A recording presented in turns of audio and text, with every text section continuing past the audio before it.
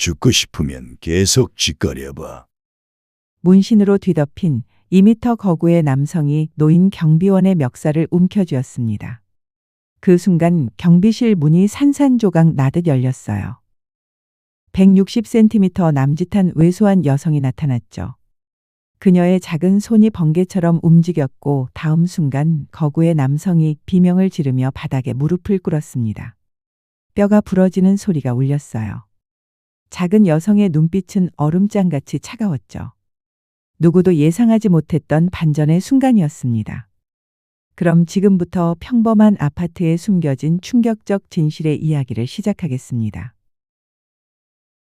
차가운 산악훈련장의 공기가 마지막으로 제 폐를 채웠어요. 2주간의 극한 생존 훈련이 끝났죠. 707특임단 백호부대 강서연 상사, 제 이름이 호명되는 순간 가슴이 뛰었습니다. 다른 대원들처럼 지친 기색 없이 똑바로 서서 경례를 올렸어요. 약함은 여기서 용납되지 않으니까요. 강 상사 수고했네. 김 사령관의 목소리에는 은근한 자부심이 묻어났습니다. 그의 손에서 휴가증을 받아들 때 처음으로 긴장이 풀렸어요. 이제 집에 갈 수 있다는 생각에 내 얼굴에 미소가 번졌죠. 아버지 상태는 어떤가? 그 질문에 저도 모르게 표정이 굳었습니다. 아버지 강태섭 씨, 3년 전 뇌졸중으로 쓰러지신 이후 왼쪽 다리를 절뚝이며 살고 계시죠. 전화 통화에서는 괜찮다고 하셨지만 목소리에서 느껴지는 피로감을 지울 수 없었어요. 걱정 마세요. 곧 확인하러 가볼 겁니다. 김 사령관은 눈을 마주치며 고개를 끄덕였습니다. 그는 아버지와 제 사정을 잘 알고 있었어요. 특수부대 요원이라는 제 직업을 이해해 주시는 몇 안 되는 분이기도 했죠. 서울행 버스 안 창밖으로 흐르는 풍경을 바라보며 생각에 잠겼습니다. 어릴 적 아버지는 저에게 영웅이었어요. 강한 손으로 저를 높이 들어 올려 어깨에 태우시던 그 모습이 선명하게 떠올랐죠. 그 강인한 아버지가 이제는 한쪽 다리를 절뚝이는 모습을 볼 때마다 가슴이 무너져 내렸습니다. 어머니는 제가 10살 때 떠나셨어요. 교통사고였죠. 그 후 아버지는 저를 혼자 키우셨습니다. 경비원으로 일하시면서 제게 필요한 모든 것을 주려고 노력하셨어요. 그런 아버지께 보답하고 싶었죠. 그래서 저는 강해지기로 결심했어요. 누구보다 강한 사람이 되어 아버지를 지키겠다고. 버스가 서울 외곽의 정류장에 도착했습니다. 작은 배낭 하나를 메고 내린 저는 서둘러 발걸음을 옮겼어요. 아버지가 일하시는 은빛 아파트까지는 걸어서 15분 거리였죠. 봄날의 따스한 햇살이 내 얼굴을 비추었지만 마음 한구석에는 이상한 불안감이 자리 잡고 있었어요. 특수부대 훈련을 받으면서 직감을 믿는 법을 배웠습니다. 그리고 지금 그 직감이 강하게 울리고 있었어요. 무언가 잘못되었다는 신호였죠. 아파트 단지가 시야에 들어왔을 때 걸음을 재촉했습니다. 회색빛 고층 건물들이 늘어선 모습은 3년 전과 다를 바 없었어요. 경비실이 보이자 반가운 마음에 미소가 번졌죠. 아버지는 항상 그곳에 계셨으니까요. 하지만 경비실 앞에 다다랐을 때 그 미소는 순식간에 얼어붙었습니다. 유리창 너머로 보이는 광경에 심장이 멎는 듯 했어요. 아버지가 누군가에게 멱살을 잡혀 벽에 밀쳐져 있었거든요. 눈앞이 새하얘졌습니다. 다음 순간 저는 문을 박차고 들어가 있었어요. 특수부대원의 본능이 몸을 움직였죠. 머리카락을 짧게 깎은 건장한 남자가 아버지의 옷깃을 움켜쥐고 있었습니다. 그의 입에서 험한 말들이 쏟아져 나왔어요. 이봐, 강씨. 명진개발에서 마지막으로 통보하네. 2주 동의서에 사인하라고. 아니면 그 남자의 주먹이 아버지를 향해 올라가는 순간 제 손이 그의 팔목을 틀어쥐었습니다. 놀란 눈으로 저를 바라보는 그 남자의 표정이 순간 굳어졌어요. 누구? 질문을 끝내기도 전에 그의 몸이 바닥으로 내던져졌습니다. 제 몸이 자동으로 움직였어요. 특수부대에서 배운 기술들이 물 흐르듯 자연스럽게 나왔죠. 그 남자의 팔을 꺾어 제압하는 데는 3초도 걸리지 않았습니다. 서연아. 아버지의 놀란 목소리가 들렸지만 저는 이미 다음 목표로 시선을 돌렸어요. 경비실 밖에 있던 2명의 남자들이 안으로 달려들었거든요. 그들의 눈에는 분노와 당혹감이 가득했습니다. 첫 번째 남자가 주먹을 휘둘렀지만 제 몸은 이미 옆으로 비켜서 있었어요. 그의 팔을 잡아 비틀고 무릎으로 복부를 강하게 가격했죠. 신음소리와 함께 그가 쓰러졌습니다. 두 번째 남자는 주머니에서 뭔가를 꺼내려 했어요. 칼이나 다른 무기일 수도 있다는 생각에 순간적으로 거리를 좁혔습니다. 그의 손목을 잡아 비틀고 팔꿈치로 턱을 강하게 가격했어요. 그 남자도 바닥에 쓰러졌죠. 모든 것이 10초도 채 걸리지 않았어요. 3명의 남자들이 바닥에 뒹굴고 있었습니다. 제 호흡은 거의 변하지 않았어요. 이런 상황은 훈련에서 수백 번도 더 겪었으니까요. 이준호, 내 놈이 뭔데 감히. 아버지의 분노에 찬 목소리가 들렸습니다. 처음 보는 표정이었어요. 늘 온화하고 약해 보이던 아버지의 얼굴에 분노가 가득했죠. 그제서야 상황을 파악하게 되었습니다. 바닥에 누워있는 남자, 이준호라는 사람은 얼굴이 일그러진 채 저를 노려보았어요. 그의 눈에는 살기가 어려 있었죠. 이게 누구야? 강씨, 내 딸이냐? 특수부대? 어디서 배운 솜씨네? 그의 비웃는 듯한 말투에 다시 한번 주먹이 움찔거렸지만 참았습니다. 대신 아버지에게로 다가가 그의 상태를 확인했어요. 아버지의 입가에서 희미한 피 자국을 발견했을 때 분노가 치밀어 올랐죠. 당신들 누구예요? 왜 우리 아버지를 괴롭히는 거죠? 이준호는 천천히 일어났습니다. 그의 옷에 묻은 먼지를 털어내는 모습에서 위험한 기운이 느껴졌어요.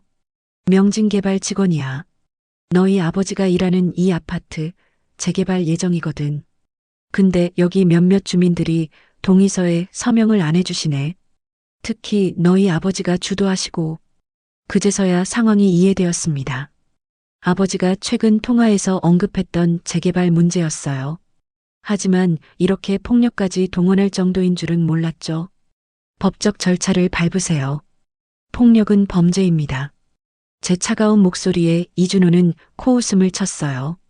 그의 손이 주머니로 향했고 명함 한 장을 꺼내 바닥에 던졌습니다. 강씨, 좋은 딸 두셨네. 하지만 세상이 그렇게 단순하진 않아. 내일까지 생각 잘해봐. 안 그러면 더 심한 일이 생길 수도 있으니까. 그 말을 남기고 이준호와 그의 부하들은 경비실을 나갔어요. 그들이 사라진 후에야 다리에 힘이 풀렸습니다. 아버지를 부축해 의자에 앉혔어요. 아버지, 괜찮으세요? 아버지의 얼굴은 창백했어요. 주름진 손으로 저의 손을 꼭 잡으셨죠. 서연아, 내가 언제 왔니? 휴가라더니 정말 왔구나. 아버지의 목소리는 떨렸지만 그 안에는 기쁨이 묻어 있었어요. 그 순간 제 마음속에 결심이 단단하게 굳어졌습니다. 아버지를 지키겠다고. 무슨 일이 있어도. 아버지의 셔츠를 걷어보니 팔에 멍 자국이 여러 개 보였어요. 이번이 처음이 아니었던 거죠. 분노가 끓어올랐지만 표정은 평온하게 유지했습니다. 아버지, 명진개발이라는 곳에 대해 말해주세요. 무슨 일이 있었던 거예요? 아버지는 한숨을 내쉬었어요. 그의 눈에는 피로와 두려움 그리고 결의가 복잡하게 얽혀 있었죠. 이 아파트를 허물고 새로 짓겠다는 거야. 시세보다 터무니없이 낮은 보상금을 제시하면서 노인들과 서민들이 많이 사는 이곳을 떠나라는 건데 갈 곳이 없는 사람들이 대부분이야. 아버지의 말을 들으며 주변을 둘러보았어요. 30년 된 이 아파트는 낡았지만 많은 사람들의 추억과 삶이 담겨 있는 곳이었죠. 아버지가 20년 넘게 지켜온 곳이기도 했고요. 그래서 아버지가 주민들을 모아 반대하고 계신 거군요. 아버지는 고개를 끄덕였어요. 그의 눈에는 자부심이 어려 있었습니다. 나 같은 늙은이라도 할 수 있는 일이 있어. 약자를 지키는 일. 내 어머니도 그걸 원했을 거야. 어머니를 언급하는 아버지의 목소리가 떨렸어요. 저도 모르게 가슴이 뭉클해졌죠. 어머니는 항상 정의를 위해 싸우라고 가르치셨으니까요. 경비실 책상 위에는 재개발 관련 서류들이 가지런히 정리되어 있었습니다. 아버지는 꼼꼼하게 모든 것을 기록해 두셨어요. 법적 지식도 독학하셨다고 했죠. 그 모습에서 제가 몰랐던 아버지의 또 다른 면을 발견했습니다. 창밖으로 은빛 아파트의 모습이 보였어요. 저녁 노을에 물든 오래된 건물들. 이곳에서 저는 자랐고 아버지는 여전히 이곳을 지키고 있었죠. 이준호와 명진개발이 어떤 존재인지 알아내야 했습니다. 그들이 단순한 개발업체가 아니라는 것은 직감적으로 알 수 있었어요. 법적 테두리 안에서 해결할 수 없다면 다른 방법을 찾아야 했죠. 특수부대원인 저에게는 그럴 능력이 있었으니까요. 그리고 무엇보다 아버지를 지키겠다는 결심이 확고했습니다. 아버지의 주름진 손을 꼭 잡으며 다짐했어요. 이 싸움에서 물러서지 않겠다고. 강서연 707특임단 백호부대 상사는 이제 새로운 임무를 시작했습니다. 가장 소중한 사람을 지키는 임무였죠. 아침 햇살이 방 안으로 스며들었을 때 이미 저는 깨어 있었어요. 밤새 아버지의 숨소리에 귀 기울이며 상황을 분석했죠. 특수부대에서 배운 것은 단순한 전투 기술만이 아니었습니다. 정보가 생명이라는 사실을 뼈저리게 깨달았어요. 명진개발과 이준호에 대해 알아내야 했죠. 침대에서 일어나 창문으로 다가갔습니다. 은빛 아파트의 전경이 한눈에 들어왔어요. 30년이 넘은 낡은 건물들, 그 사이로 오가는 사람들. 이곳은 제 유년기의 추억이 깃든 곳이기도 했습니다. 낡았지만 따뜻한 이 공간을 빼앗으려는 자들과 맞서기 위해 저는 제 전문성을 활용해야 했어요. 검은색 운동복으로 갈아입고 머리를 단단히 묶었습니다. 거울 속에 비친 제 눈빛은 냉정했어요. 707특임단에서 배운 은밀한 사냥 작전을 시작할 시간이었죠. 아버지, 잠시 나갔다 올게요. 아침 식사를 준비하시던 아버지께 가볍게 인사를 건넸습니다. 아버지의 눈에는 걱정이 서려 있었지만 제 결심을 막지는 않으셨어요. 그분도 알고 계셨을까요? 제가 어떤 일을 하러 나가는지. 아파트 단지를 천천히 돌아보기 시작했습니다. 일반 주민처럼 자연스럽게 걸으면서도 모든 감각은 최대치로 열어두었어요. CCTV의 위치, 사각지대, 경비원들의 순찰 패턴까지 특수부대원의 눈으로 모든 것을 스캔했습니다. 총 12대의 CCTV가 단지 내에 설치되어 있었어요. 그중 3대는 작동하지 않는 듯 했죠. 노후된 시스템의 허점이었습니다. 이 사각지대들을 머릿속에 정확히 저장해 두었어요. 나중에 필요할 테니까요. 경비실 앞을 지날 때 젊은 경비원과 눈이 마주쳤습니다. 아버지의 동료였을 거예요. 그의 시선이 저를 따라왔죠. 직감적으로 그가 무언가 알고 있다는 느낌이 들었습니다. 접근해 볼 가치가 있어 보였어요. 자연스럽게 경비실로 다가갔습니다. 어제의 사건으로 아버지는 오늘 휴가를 받았다고 하셨어요. 그 자리에 이 젊은 경비원이 대신 근무하고 있었죠. 처음 대화는 가벼웠습니다. 아버지의 딸이라고 소개하자 그의 얼굴에 안도감이 스쳤어요. 김민준이라고 했죠. 20대 후반으로 보이는 그는 아버지를 존경한다고 했습니다. 그리고 천천히 조심스럽게 그는 입을 열었어요. 명진개발의 압박은 6개월 전부터 시작되었다고 합니다. 처음에는 합법적인 제안으로 시작했지만 주민들의 반대에 부딪히자 점점 수단과 방법을 가리지 않게 되었다고 했어요. 특히 아버지가 주민대표로 나서면서 압박의 강도가 심해졌다고 했죠. 민준의 목소리는 떨렸어요. 그도 협박을 받았다고 했습니다. 가족에게 해를 입히겠다는 협박. 하지만 아버지의 용기에 감명받아 끝까지 함께하기로 했다고 했죠. 그의 말에서 진정성이 느껴졌습니다. 자리를 떠나기 전 민주는 소중한 정보를 하나 더 주었어요. 관리사무소에 명진개발 관련 서류들이 보관되어 있다고 했죠. 불법적인 내용도 있을 거라고. 그 말을 듣는 순간 제 마음속에 계획이 형성되기 시작했습니다. 점심시간 관리사무소 직원들이 모두 식사를 위해 자리를 비울 때가 있다고 했어요. 그 시간을 노리기로 했죠. 시계를 확인했습니다. 11시 30분. 작전 개시까지 1시간이 남았어요. 아파트 단지 주변을 한 바퀴 더 돌았습니다. 이번에는 주민들의 표정에 집중했어요. 지친 노인들, 걱정에 찬 중년 부부들, 무심한 듯 보이지만 불안감에 젖은 젊은이들. 이곳은 단순한 건물들의 집합이 아닌 사람들의 삶과 역사가 담긴 공간이었습니다. 12시 정각 관리사무소 앞에 도착했어요.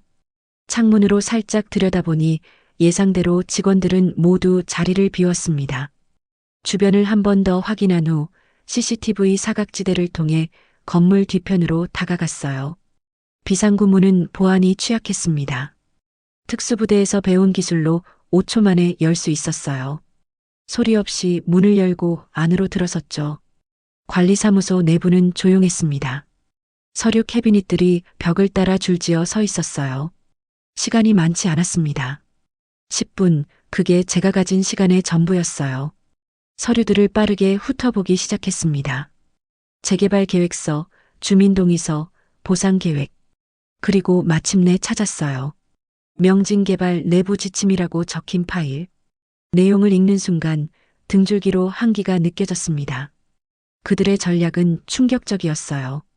노인들을 대상으로 한 심리적 압박, 밤중 공사 소음으로 수면 방해, 가짜뉴스 유포, 그리고 필요하다면 물리적 설득까지 모든 것이 계획적이었습니다. 휴대폰으로 빠르게 서류를 촬영했어요. 증거가 필요했으니까요. 그리고 파일 속에서 더 충격적인 문서를 발견했습니다. 명진개발 사장 최재혁과 지역 정치인들의 만남 기록, 돈의 흐름을 나타내는 표, 그리고 처리 대상 목록. 그 첫 번째에 아버지의 이름이 적혀 있었어요. 분노가 치밀어 올랐지만 감정을 억눌렀습니다. 지금은 냉정해야 할 때였어요. 모든 증거를 확보한 후 소리 없이 관리사무소를 빠져나왔습니다. 아무도 제 존재를 눈치채지 못했어요. 다음 목표는 이준호였습니다. 그가 누구인지, 어떤 배경을 가졌는지 알아내야 했어요. 민준에게서 얻은 정보로는 이준호가 매일 오후 2시쯤 아파트 인근 카페에 들른다고 했습니다. 그곳으로 향했어요. 작은 카페의 구석자리에 앉아 책을 읽는 척 했습니다. 사실 모든 신경은 출입구에 집중되어 있었어요. 2시 10분, 이준호가 나타났습니다. 그와 함께 2명의 남자가 더 있었어요. 그들은 가장 안쪽 테이블에 앉았습니다. 거리는 충분히 멀었지만 특수부대 훈련으로 예리해진 청력으로 그들의 대화를 포착할 수 있었어요. 이준호는 자신감에 차 있었습니다. 아버지가 곧 항복할 거라고 말했죠. 그의 목소리에서 잔인함이 느껴졌어요. 강태섭, 그 늙은이가 버티는 것도 이제 끝이야. 딸이 문제가 될 수 있겠지만 최 사장님이 특별히 챙기기로 했으니 걱정 말고. 그 말에 가슴이 철렁 내려앉았습니다. 아버지와 저를 위협하는 발언이었어요. 지금 당장 뛰어가 그의 목을 조르고 싶은 충동이 일었지만 참았습니다. 더 큰 그림을 봐야 했으니까요. 그들이 자리를 뜨자 조심스럽게 뒤를 따랐습니다. 특수부대에서 배운 미행 기술을 활용해 그림자처럼 그들의 뒤를 밟았어요. 이준호와 그의 동료들은 고급 세단에 올라탔고 차는 도심 방향으로 움직였습니다. 택시를 잡아타고 그들을 따라갔어요. 30분 후 그들의 차는 강남의 고급 오피스 빌딩 앞에 멈췄습니다. 건물 정면에는 명진개발이라는 간판이 보였어요. 최재혁의 본거지였죠. 빌딩 앞 카페에 자리 잡고 고성능 망원경을 꺼냈습니다. 특수부대 임무용 장비로 작고 위력적이었죠. 15층 명진개발 사무실의 창문을 통해 내부를 관찰할 수 있었어요. 이준호가 한 남자와 대화하는 모습이 보였습니다. 비싼 양복을 입은 50대 남성 최재혁으로 보였어요. 그의 표정은 냉정했고 손짓은 권위적이었습니다. 전형적인 권력자의 모습이었죠. 2시간 동안의 관찰로 많은 것을 알게 되었어요. 최재혁은 단순한 사업가가 아니었습니다. 그의 사무실에는 정치인, 경찰 간부로 보이는 사람들이 드나들었어요. 그들의 미소 뒤에 숨겨진 음모가 느껴졌습니다. 해가 지기 시작할 무렵 정보 수집을 마치고 아파트로 돌아왔어요. 머릿속은 복잡했습니다. 수집한 정보들이 조각조각 맞춰지기 시작했죠. 명진개발은 단순한 건설회사가 아니었어요. 정치권과 연결된 거대 조직이었고 아버지와 주민들은 그들의 탐욕 앞에 서 있는 작은 방해물에 불과했습니다. 집으로 돌아오는 길에 주민들과 마주쳤어요. 그들의 표정에서 불안과 공포를 읽을 수 있었습니다. 한 할머니는 저를 알아보고 반갑게 인사하셨어요. 제가 어릴 때 자주 간식을 주시던 분이었죠. 그분의 주름진 손을 잡았을 때 마음이 아팠습니다. 서연이 맞지? 어쩐 일로 왔니? 네, 아버지, 요즘 고생이 많아. 우리 모두를 위해 싸우고 있어. 할머니의 말씀에 가슴이 뭉클했어요. 아버지는 제가 몰랐던 영웅이었습니다. 이웃들을 위해 자신의 안전을 걸고 싸우고 계셨죠. 그 모습이 더욱 자랑스러웠어요. 집에 도착했을 때 아버지는 소파에서 조용히 책을 읽고 계셨습니다. 그분의 얼굴에는 피로가 가득했지만 눈빛만은 여전히 강했어요. 저는 수집한 정보를 모두 말씀드리지 않았습니다. 걱정하실 테니까요. 저녁을 준비하면서 오늘 수집한 모든 정보를 정리했어요. 명진개발, 최재혁, 이준호. 그들의 연결고리와 약점. 그리고 그들이 두려워할 만한 증거들. 이제 다음 단계로 넘어갈 준비가 되었습니다. 식사 후 아버지와 오랜만에 대화를 나눴어요. 그분은 재개발 반대 활동을 시작하게 된 계기를 들려주셨습니다. 단순히 자신의 터전을 지키려는 것이 아니었어요. 이웃들, 특히 노인들이 갈 곳이 없다는 사실 때문이었죠. 서연아, 사람이 살아오면서 마지막까지 지켜야 할 게 뭔지 아니? 아버지의 질문에 저는 답하지 못했어요. 그분이 천천히 말을 이었습니다. 자존심이야. 늙었다고, 가난하다고 사람 취급 안 받는 건 견딜 수 없어. 내가 싸우는 건 그거야. 그 말씀에 눈시울이 뜨거워졌어요. 아버지의 싸움은 단순한 재산 문제가 아니었습니다. 인간의 존엄성을 지키는 싸움이었죠. 밤이 깊어갈수록 제 결심도 단단해졌어요.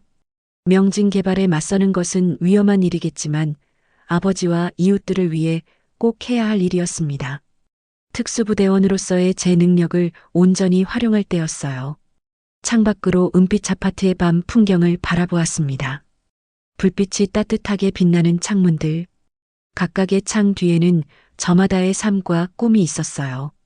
그 소중한 일상을 지키기 위해 저는 다시 한번 사냥꾼이 되기로 했습니다. 그러나 이번엔 국가가 아닌 제 가족과 이웃을 위한 싸움이었죠. 잠자리에 들기 전 노트북을 열고 수집한 정보를 정리했어요. 다음 날의 계획도 세웠습니다. 명진개발의 약점을 찾아내고 그들의 불법 행위를 증명할 수 있는 결정적 증거를 확보해야 했죠. 그리고 필요하다면 직접 행동에 나설 준비도 해야 했습니다. 창문을 통해 들어오는 달빛이 제 얼굴을 비추었어요. 결연한 표정으로 다짐했습니다. 이 싸움 반드시 이기겠다고. 어떤 대가를 치르더라도. 새벽 공기가 차가웠어요. 창문을 통해 들어온 미세한 소음에 즉시 눈을 떴습니다. 특수부대에서 단련된 감각은 잠시도 쉬지 않았죠. 시계를 확인했어요. 새벽 4시 17분. 정상적인 시간대가 아니었습니다. 본능적으로 위험을 감지했어요. 침대에서 소리 없이 일어나 창문으로 다가갔습니다. 아파트 주차장에서 움직이는 그림자들이 보였어요. 검은 옷을 입은 남자들이 몇 명 보였습니다. 그들의 움직임은 숙련되어 있었죠. 일반인이 아니었어요. 심장이 빠르게 뛰기 시작했습니다. 재빨리 운동복으로 갈아입고 아버지의 방을 확인했어요. 아버지는 평화롭게 주무시고 계셨습니다. 다행이었죠. 휴대폰을 집어들고 창밖을 다시 확인했어요. 그들은 이제 아파트 출입구로 향하고 있었습니다. 10명은 넘어 보였어요. 이준호의 복수라고 직감했습니다. 제가 그와 그의 부하들을 제압한 일에 대한 보복이겠죠. 하지만 이런 규모의 인원을 동원한 것은 단순한 복수를 넘어선 것 같았어요. 이건 시위였습니다. 주민들에게 보내는 경고. 그들에게 맞서면 어떤 일이 벌어지는지 보여주려는 의도였죠. 주방으로 가서 칼을 하나 집어들었어요. 제 무기는 아니지만 필요할 수도 있었죠. 현관문을 조용히 열고 복도로 나섰습니다. 엘리베이터는 위험했어요. 계단을 통해 내려가기로 했죠. 각 층을 내려갈 때마다 주변을 살폈습니다. 아직 그들의 모습은 보이지 않았어요. 1층에 도달했을 때 발소리가 들렸습니다. 그들이 이미 건물에 들어왔다는 신호였어요. 빠르게 결정해야 했습니다. 숨어서 기다릴 것인가 아니면 직접 맞설 것인가. 707 특임단 백호 부대원으로서 제 선택은 명확했어요. 선제 공격이 최선의 방어였죠. 주차장으로 나가기로 결정했습니다. 그곳은 넓고 어두워서 유리했어요. 특수부대 훈련 중 도시 전투 과목에서 배운 전술을 떠올렸죠. 제한된 공간에서는 상대의 수적 우위가 오히려 약점이 될 수 있었어요. 주차장에 도착하자마자 그들의 목소리가 들렸습니다. 차량 사이로 몸을 숨기고 상황을 파악했어요. 이준호가 중앙에 서 있었습니다. 그의 주변으로 10명가량의 남자들이 둘러싸고 있었어요. 모두 각종 무기를 들고 있었죠. 야구 방망이, 쇠파이프, 심지어 몇몇은 칼을 쥐고 있었습니다. 그 여자와 노인을 찾아 교훈을 가르쳐 줄 거야. 이준호의 목소리에는 분노가 가득했어요. 그들이 찾는 건 저와 아버지였습니다. 가슴이 뜨겁게 타올랐어요. 분노와 두려움이 동시에 몰려왔지만 그 감정을 깊이 가라앉혔습니다. 지금 필요한 건 냉정함이었어요. 그들이 둘씩 짝을 지어 주차장을 수색하기 시작했습니다. 저는 그림자처럼 움직이며 위치를 바꿨어요. 특수부대에서 배운 은밀 이동 기술이 빛을 발하는 순간이었죠. 제 발소리는 그들의 귀에 들리지 않았어요. 첫 번째 타겟을 선정했습니다. 혼자 떨어진 남자, 키가 크고 야구 방망이를 든 사람이었어요. 그의 뒤로 조용히 다가갔습니다. 그리고 순간적으로 팔을 뻗어 그의 목을 조르며 의식을 잃게 했어요. 소리 없이 그를 바닥에 눕혔습니다. 1명 제압. 9명 남았어요. 다음 타겟은 2명이 함께 있었습니다. 더 위험했지만 시간이 없었어요. 주차된 차 위로 올라가 첫 번째 남자의 위에서 뛰어내렸습니다. 그의 어깨를 강하게 가격하여 바닥에 쓰러뜨렸어요. 두 번째 남자가 쇠파이프를 휘두르며 달려들었지만 몸을 숙여 공격을 피하고 그의 다리를 걷어찼습니다. 그가 균형을 잃는 순간 목덜미를 정확히 가격했어요. 그도 바닥에 쓰러졌습니다. 3명 제압. 7명 남았어요. 하지만 이번에는 소음이 발생했습니다. 멀리서 이준호의 목소리가 들렸어요. 거기 누구야? 이제 숨기는 것보다 속도가 중요했습니다. 빠르게 움직여 다음 2명에게 접근했어요. 그들이 제 존재를 알아차리고 방어 태세를 취했지만 이미 늦었죠. 제 발차기가 첫 번째 남자의 턱을 정확히 가격했고 그는 뒤로 휘청거리며 쓰러졌어요. 두 번째 남자는 칼을 들고 공격해왔지만 그의 손목을 잡아 비틀고 팔꿈치로 강하게 가격했습니다. 그의 비명과 함께 칼이 바닥에 떨어졌어요. 5명 제압. 5명 남았어요. 하지만 이제 그들은 제 존재를 완전히 인지했습니다. 남은 사람들이 모두 제 방향으로 몰려왔어요. 이준호도 그들 사이에 있었죠. 그의 눈에는 놀라움과 분노가 가득했습니다. 그 여자다. 모두 덤벼. 5대1의 상황. 불리했지만 제 훈련은 이런 상황을 위한 것이었어요. 깊게 숨을 들이마시고 마음을 비웠습니다. 몸이 자동으로 반응하기 시작했어요. 첫 번째 공격자가 쇠파이프를 휘두르며 달려들었습니다. 몸을 비틀어 공격을 피하고 그의 팔을 잡아 그대로 꺾었어요. 뼈가 부러지는 소리와 함께 그가 비명을 질렀습니다. 그 순간 2명이 양쪽에서 공격해왔어요.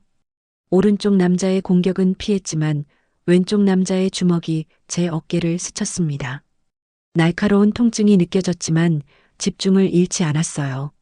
오른발을 뻗어 첫 번째 남자의 무릎을 강하게 가격했고 그대로 회전하여 왼쪽 남자의 복부를 팔꿈치로 내리쳤습니다. 둘 다 쓰러졌지만 완전히 제압되지는 않았어요. 그들이 다시 일어나려는 순간 주차된 차 사이로 몸을 숨겼습니다.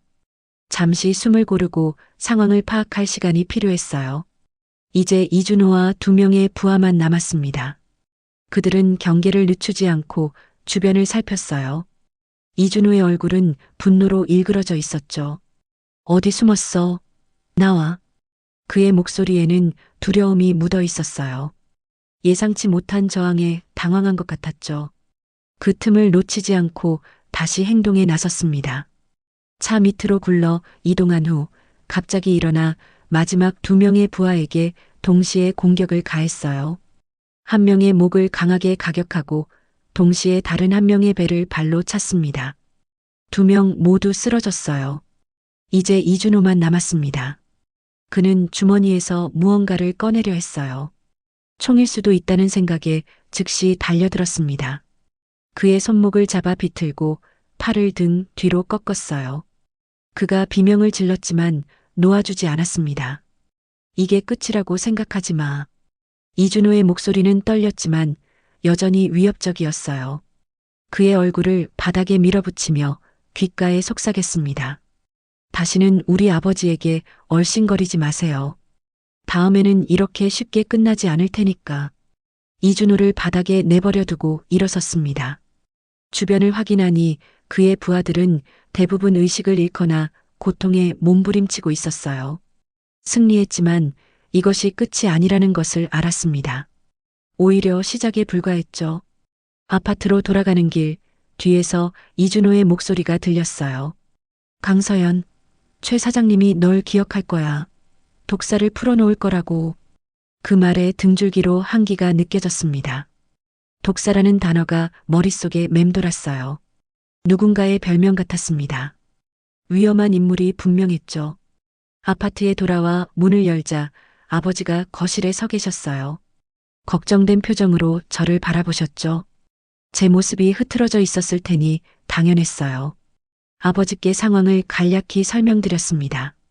처음에는 놀라시는 듯 했지만 곧 침착해지셨어요. 아버지의 눈에는 결연함이 담겨 있었습니다. 이준호의 마지막 말이 계속 생각났어요. 독사라는 사람, 그리고 최재혁의 분노. 이제 그들은 더 강한 공격을 준비할 것이 분명했습니다. 준비해야 했어요. 아침이 밝았을 때 아파트 단지는 마치 아무 일도 없었던 것처럼 평화로웠습니다. 하지만 저는 느낄 수 있었어요. 폭풍 전의 고요함 같았죠. 휴대폰으로 707 특임단 동료에게 연락했습니다. 정보가 필요했어요. 독사라는 별명을 가진 사람에 대해 알아봐 달라고 부탁했죠. 오전 11시 동료에게서 답장이 왔습니다. 독사는 정민수라는 인물의 별명이었어요. 전직 특수부대원으로 불명예 제대 후 범죄 조직과 연루되었다고 했습니다. 위험한 인물이라는 경고도 있었어요. 심장이 무거워졌습니다. 상대가 보통 인물이 아니었어요. 낮 동안 아파트 주변의 감시를 강화했습니다.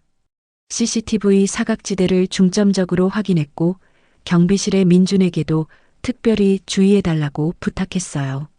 그는 기꺼이 돕겠다고 했습니다. 오후 2시 아버지가 전화를 받으셨어요. 통화 내용은 들을 수 없었지만 아버지의 표정이 굳어지는 것을 볼 수 있었습니다. 통화가 끝나고 아버지가 제게 다가오셨어요. 서연아, 나 잠시 나갔다 올게. 아버지의 목소리에 무언가 이상함이 느껴졌습니다. 물어보려 했지만 아버지는 서둘러 집을 나가셨어요. 불안감이 엄습했습니다. 본능적으로 뒤를 따랐어요. 아버지는 아파트를 빠져나와 근처 버스 정류장으로 향하셨습니다. 버스를 타시는 모습을 보고 재빨리 택시를 잡았어요. 택시기사에게 그 버스를 따라달라고 부탁했습니다. 30분 정도 지났을 때 버스가 도시 외곽의 한적한 지역에 정차했어요. 아버지가 내리셨고 저도 택시에서 내렸습니다. 거리를 두고 따라갔어요. 아버지는 폐공사장으로 보이는 곳으로 들어가셨습니다. 심장이 빠르게 뛰기 시작했어요. 이것은 함정이었습니다. 확신했죠. 아버지가 누군가에게 협박을 받았을 거예요. 그것도 아마 저를 위협하는 내용이었을 겁니다. 조심스럽게 폐공사장으로 접근했어요.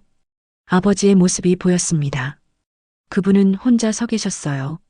주변을 둘러보니 3명의 남자가 숨어 있는 것이 보였습니다. 함정이 맞았어요. 그중 한 명이 천천히 아버지 앞으로 걸어 나왔습니다. 키가 크고 마른 체격, 차가운 눈빛을 가진 남자였어요. 그의 움직임에서 군인의 기운이 느껴졌습니다. 직감적으로 알았어요. 그가 독사 정민수였습니다. 숨을 깊게 들이마시고 선택지를 고민했어요. 정면 대결은 위험했습니다. 정민수는 제 수준의 훈련을 받은 사람이었고, 게다가 그에게는 아버지라는 인질이 있었어요. 다른 방법을 찾아야 했습니다. 주변을 살펴보니 공사장 장비들이 방치되어 있었어요. 그중 크레인이 눈에 들어왔습니다. 아이디어가 떠올랐어요. 소음을 일으켜 그들의 주의를 분산시킨 다음 아버지를 구출하는 것이었죠. 조심스럽게 크레인 쪽으로 이동했습니다. 그곳에서 작은 돌을 주워 반대편으로 던졌어요. 돌이 금속에 부딪히며 큰 소리를 냈습니다. 정민수와 그의 부하들이 즉시 그쪽을 주시했어요. 기회였습니다. 빠르게 움직여 아버지 쪽으로 접근했어요. 하지만 정민수의 감각은 예리했습니다. 그가 갑자기 뒤를 돌아보았고 우리의 시선이 마주쳤어요. 그의 입가에 차가운 미소가 번졌습니다. 강서연, 드디어 만나는군. 우리 이야기 좀 해볼까? 그의 목소리는 얼음처럼 차가웠어요. 지금까지 만난 어떤 상대보다도 위험한 기운이 느껴졌습니다. 강철과 불꽃의 충돌이 시작되려 하고 있었어요. 폐공사장의 먼지 냄새가 코를 찔렀어요. 정민수와 마주한 순간 시간이 멈춘 것 같았습니다. 아버지는 그의 부하들에게 붙잡혀 있었어요. 눈에 공포가 서려 있었죠. 이 상황에서 한 번의 실수가 모든 것의 끝을 의미했습니다. 정민수의 얼굴에는 알 수 없는 미소가 번졌어요. 그는 천천히 아버지에게 다가갔고 칼을 꺼내 목에 갖다 댔습니다. 심장이 철렁 내려앉았어요. 즉시 손을 들고 한 걸음 앞으로 나섰죠. 정민수가 제게 접근하자 아버지의 눈에서 절망이 읽혔습니다. 그 순간 폐공사장 밖에서 차량 소리가 들렸어요. 정민수와 그의 부하들이 잠시 주의가 분산된 틈을 노려 재빨리 몸을 날렸습니다. 그들의 시선이 돌아오기 전에 폐기물 덤이 뒤로 몸을 숨겼어요. 이제 직접적인 대치는 불가능했습니다. 머릿속으로 빠르게 계획을 세웠어요. 먼저 아버지를 안전하게 빼내야 했죠. 707특임단에서 배운 인질 구출 훈련이 떠올랐습니다. 그때의 교관 목소리가 귓가에 울렸어요. 적의 주의를 분산시켜라. 그리고 신속하게 행동하라. 주머니에서 휴대폰을 꺼내 무음으로 바꾸고 잠금을 해제했습니다. 폭발음과 사이렌 소리가 담긴 동영상을 찾아 최대 볼륨으로 설정했어요. 그리고 폐공사장 반대편으로 던졌죠. 폭발음과 사이렌 소리가 울려 퍼지자 정민수와 그의 부하들이 일제히 그쪽을 바라보았습니다. 순간적인 혼란이 일어났어요. 그 틈을 타 아버지 쪽으로 달려갔습니다. 2명의 경비병을 빠르게 제압하고 아버지의 결박을 풀어주었어요. 하지만 정민수는 쉽게 속지 않았습니다. 그가 빠르게 뒤돌아보며 소리쳤고 주변에 숨어있던 더 많은 인원들이 나타났어요. 10여 명이 넘어 보였습니다. 상황이 급격히 악화되었죠. 아버지를 일으켜 세우며 귀에 속삭였어요. 출구로 도망치라고. 처음에는 망설이셨지만 제 결연한 눈빛을 보고 고개를 끄덕이셨죠. 그리고는 출구를 향해 절뚝거리며 달려가셨어요. 이제 저 혼자였습니다. 하지만 두렵지 않았어요. 이런 상황을 위해 훈련받아 왔으니까요. 주변을 빠르게 살펴보며 무기가 될 만한 것을 찾았습니다. 공사장 한쪽에 방치된 철근 하나가 눈에 들어왔어요. 빠르게 다가가 그것을 집어들었죠. 무게감이 좋았습니다. 특수부대에서 훈련받은 봉술이 지금 빛을 발할 차례였어요. 정민수가 부하들에게 손짓했고 그들이 일제히 제게 달려들었습니다. 첫 번째 공격자가 다가오자 철근을 휘둘러 그의 무릎을 강하게 가격했어요. 비명과 함께 그가 쓰러졌습니다. 두 번째, 세 번째 공격자도 연달아 쓰러뜨렸죠. 하지만 너무 많았어요. 4명, 5명씩 동시에 달려들었습니다. 철근으로 방어하며 몇 명을 더 쓰러뜨렸지만 결국 그들에게 둘러싸이고 말았어요. 숨이 가빠지기 시작했습니다. 특수부대원이라도 이런 수적 열세는 버거웠어요. 그때였습니다. 공사장 입구에서 강한 불빛이 비춰왔어요. 경적 소리와 함께 검은 지프차 한 대가 빠른 속도로 들어왔습니다. 그 차에서 3명의 남자가 뛰어내렸어요. 순간 안도감이 밀려왔습니다. 백호 부대 동료들이었어요. 지원 요청을 했던 기억도 없었지만 아마도 아버지가 도움을 청했을 거라고 생각했습니다. 동료들이 합류하자 전세가 역전되었어요. 그들은 각자 전투 장비를 갖추고 있었습니다. 제게도 군용 대검을 던져주었죠. 손에 익숙한 무게감이 느껴졌어요. 707특임단의 표준 장비, 군용 대검. 수백 번 훈련했던 무기였습니다. 손잡이를 단단히 쥐고 자세를 잡았어요. 이제 공격할 차례였죠. 대검을 든 저와 동료들의 모습에 정민수의 부하들이 잠시 주춤했습니다. 그 틈을 놓치지 않고 일제히 공격에 나섰어요. 제 대검이 공기를 가르며 날아갔고 2명의 적이 연달아 쓰러졌습니다. 동료들도 각자의 위치에서 적들을 제압해 나갔어요. 공사장은 순식간에 전장으로 변했습니다. 비명소리, 충돌소리, 그리고 무기가 부딪히는 소리가 뒤섞였어요. 하지만 저는 오직 한 명에게만 집중했습니다. 정민수. 그는 뒤로 물러서며 상황을 지켜보고 있었어요. 그에게 천천히 다가갔습니다. 그의 눈에는 처음 보는 감정이 서려 있었어요. 두려움이었을까요? 아니면 흥미였을까요? 알 수 없었지만 한 가지는 확실했습니다. 그도 저를 가볍게 보지 않고 있었어요. 정민수가 주머니에서 특수 제작된 검을 꺼냈습니다. 그의 무기를 보는 순간 알 수 있었어요. 그도 특수부대 출신이 맞았습니다. 일반인이 가질 수 없는 종류의 무기였으니까요. 우리는 서로를 마주보며 천천히 원을 그리며 돌았습니다. 두 사람 다 첫 공격을 하지 않았어요. 상대의 움직임을 읽으려는 긴장감이 공기 중에 감돌았죠. 주변의 소리가 멀어지는 것 같았어요. 오직 정민수와 저만 존재하는 것 같은 느낌이었습니다. 그가 먼저 공격해왔어요. 예상보다 빨랐습니다. 그의 검이 제 얼굴을 향해 날아왔고 간신히 몸을 비틀어 피했어요. 볼에 날카로운 통증이 느껴졌습니다. 손으로 만져보니 피가 묻어났어요. 살짝 스친 것만으로도 피부가 베었습니다. 그의 실력이 예사롭지 않음을 직감했죠. 이제 제 차례였습니다. 대검을 쥔 손에 힘을 주고 빠르게 공격했어요. 상체를 노리는 척하다가 마지막 순간에 방향을 바꿔 다리를 노렸습니다. 오랜 훈련으로 몸에 밴 기술이었어요. 정민수도 쉽게 속지 않았습니다. 제 의도를 간파하고 재빨리 뒤로 물러났어요. 하지만 그의 반응이 약간 느렸고 대검 끝이 그의 허벅지를 스쳤습니다. 그의 바지가 찢어지며 피가 배어 나왔어요. 우리의 대결은 계속되었습니다.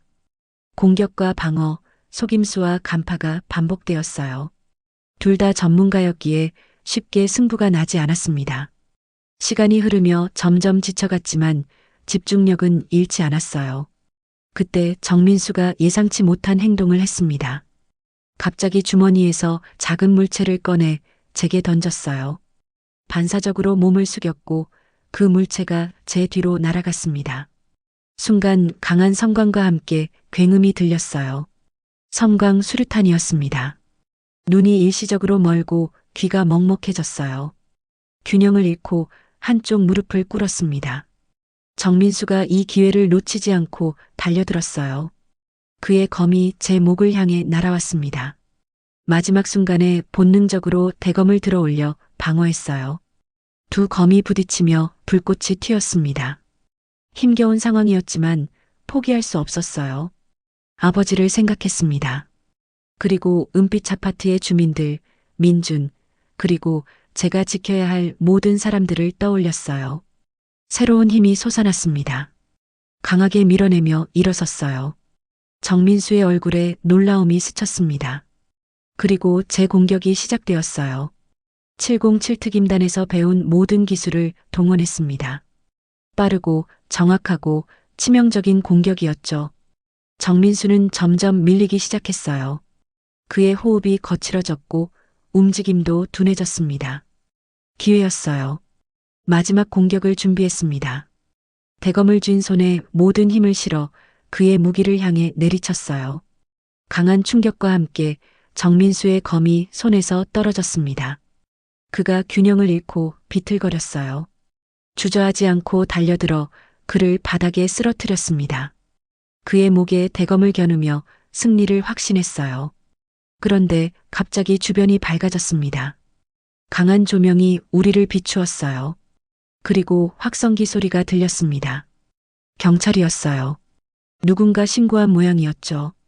주변을 보니 동료들도 대부분의 적들을 제압한 상태였습니다. 하지만 이제 우리는 새로운 문제에 직면했어요. 경찰에게 이 상황을 어떻게 설명할 것인가? 수십 명의 부상자들과 무기를 든 우리들, 불법 무기 소지, 폭행, 그리고 더 많은 혐의가 쌓일 것이 분명했습니다.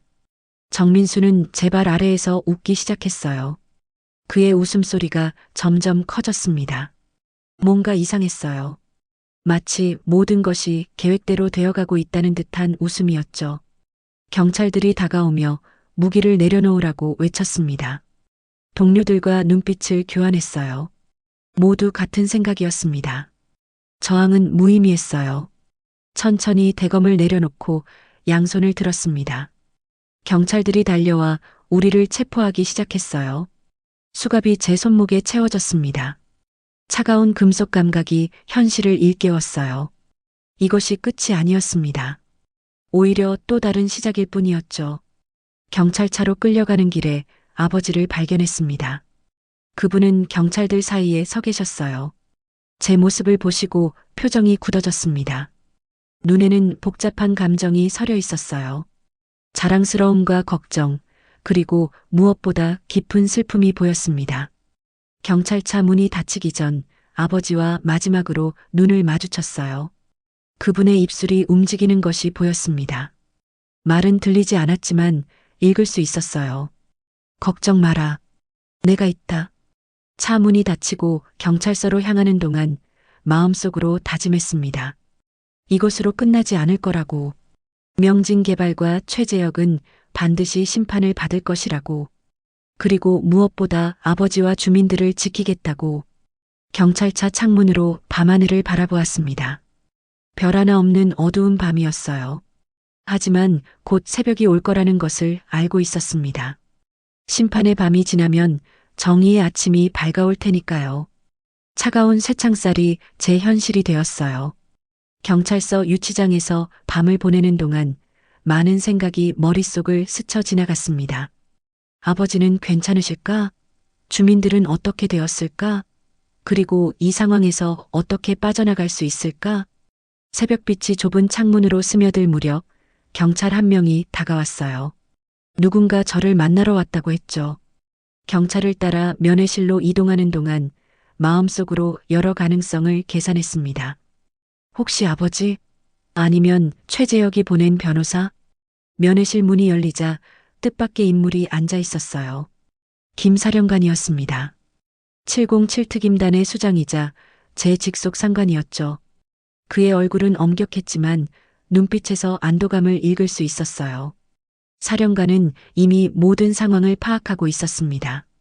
707 특임단 정보부에서 명진개발과 최재혁에 대한 조사를 시작했다고 했어요. 놀라웠죠.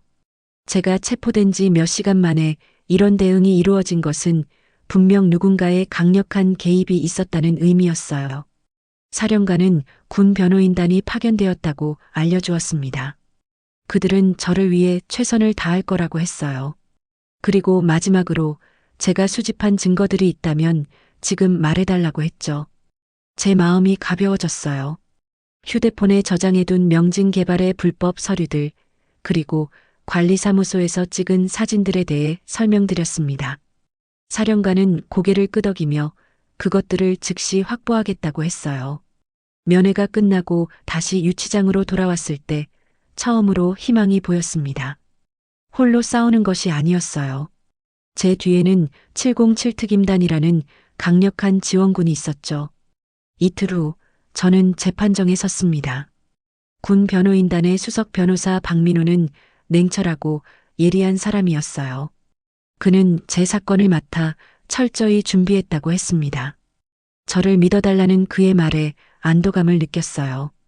재판정은 긴장감으로 가득했습니다. 검사 측에서는 불법 무기 소지, 폭행, 상해 등 여러 혐의를 저에게 씌우려 했어요. 하지만 박 변호사는 차분하게 반박했습니다. 모든 행동이 아버지와 주민들을 보호하기 위한 정당방위였다고 주장했죠. 그리고 결정적인 순간이 왔어요. 박 변호사가 제가 수집한 증거들을 법정에 제출했습니다. 명진개발의 불법 서류들, 협박 지침, 그리고 처리 대상 목록까지. 법정이 술렁였어요. 판사도 깊은 관심을 보였죠. 더 놀라운 일은 그 다음에 일어났습니다. 증인석에 정민수가 나타난 거예요. 그는 구속 상태였지만 법정에서 증언하기로 했다고 합니다. 그의 얼굴은 지쳐 보였지만 눈빛은 단단했어요. 정민수는 모든 것을 털어놓았습니다. 최재혁이 그에게 어떻게 접근했는지, 어떤 불법 행위를 지시했는지, 그리고 재개발 과정에서 얼마나 많은 비리가 있었는지. 그의 증언은 폭탄과 같았어요. 법정 내부가 다시 한번 술렁였습니다. 특히 충격적인 것은 최재혁이 정치인들과 결탁하여 은빛 아파트 부지를 헐값에 확보하려 했다는 증언이었어요. 그리고 그 과정에서 반대하는 주민들을 위협하고 폭력을 행사했다는 사실? 정민수의 목소리는 담담했지만 그 내용은 참담했습니다. 왜 양심 선언을 하게 되었냐는 질문에 정민수는 잠시 침묵했어요. 그리고 천천히 입을 열었습니다. 제가 그를 제압했을 때 그는 죽음을 각오했다고 해요. 하지만 제가 그를 죽이지 않고 붙잡은 것이 그에게 충격이었다고 했죠. 그 순간 자신의 삶을 돌아보게 되었다고 합니다. 정민수의 증언이 끝나고 검사 측은 당혹감을 감추지 못했어요. 재판은 점점 저에게 유리한 방향으로 흘러갔습니다. 마지막으로 아버지가 증인석에 섰을 때 제 심장은 더 빠르게 뛰었어요. 아버지의 눈에는 눈물이 고여 있었지만 목소리는 단단했습니다. 아버지는 재개발 반대 과정에서 겪었던 위협과 폭력에 대해 증언했어요. 노인들과 약자들이 어떻게 자신의 보금자리에서 쫓겨날 위기에 처했는지, 그리고 저의 개입이 얼마나 많은 사람들을 고호했는지. 아버지의 증언은 법정을 숙연하게 만들었습니다. 3시간의 심리 끝에 판사는 결정을 내렸어요. 모든 혐의에 대해 정당방위를 인정하고 무죄를 선고했습니다. 그리고 명진개발과 최재혁에 대한 수사를 즉각 개시할 것을 지시했어요. 법정에 있던 모든 사람들의 표정이 밝아졌습니다. 자유의 공기는 달콤했어요. 경찰서를 나서는 순간 햇빛이 더없이 밝게 느껴졌습니다. 그리고 그곳에는 아버지와 은빛 아파트 주민들이 기다리고 있었어요. 그들의 얼굴에는 환한 미소가 번져 있었죠. 아버지가 저를 향해 두 팔을 벌렸을 때 참았던 감정이 폭발했습니다. 달려가 그의 품에 안겼어요. 아버지의 체온이 전해졌고 그의 심장 소리가 들렸습니다. 모든 것이 끝났다는 안도감이 밀려왔어요. 주민들이 저를 둘러싸고 박수를 치기 시작했습니다. 할머니 한 분이 제 손을 꼭 잡고 고마움을 전했어요. 민준도 그곳에 있었습니다. 그의 눈에는 존경심이 담겨 있었어요. 이 모든 순간이 제가 싸워온 이유였습니다. 경찰서 앞에서 간단한 기자회견이 열렸어요. 707 특임단의 공보장교가 상황을 설명했고 저는 간단히 소감만 말했습니다. 카메라 플래시가 터지는 가운데 최재혁이 체포되었다는 소식이 들려왔어요. 정의가 실현되는 순간이었습니다. 일주일 후 저는 707 특임단 본부로 복귀했어요. 사령관과의 면담에서 그는 제 행동이 비록 위험했지만 옳은 일이었다고 평가했습니다. 그리고 의외의 소식을 전했어요. 상부에서 제 행동을 높이 평가하여 특별 표창을 하기로 했다는 겁니다. 하지만 그것보다 더 의미 있었던 것은 사령관의 다음 말이었어요. 이번 일을 통해 저를 다시 보게 되었다고.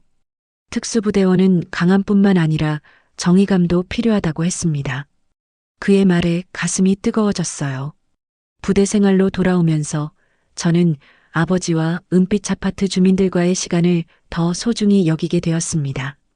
아버지는 이제 주민 대표로서 합법적인 재개발 협상을 이끌고 있었어요. 모든 주민들의 권리가 존중받는 방식으로요. 아버지의 모습이 자랑스러웠습니다. 한편 명진 개발의 붕괴로 최재혁의 불법 비리가 속속 드러났어요. 그와 결탁한 정치인들도 조사를 받기 시작했습니다.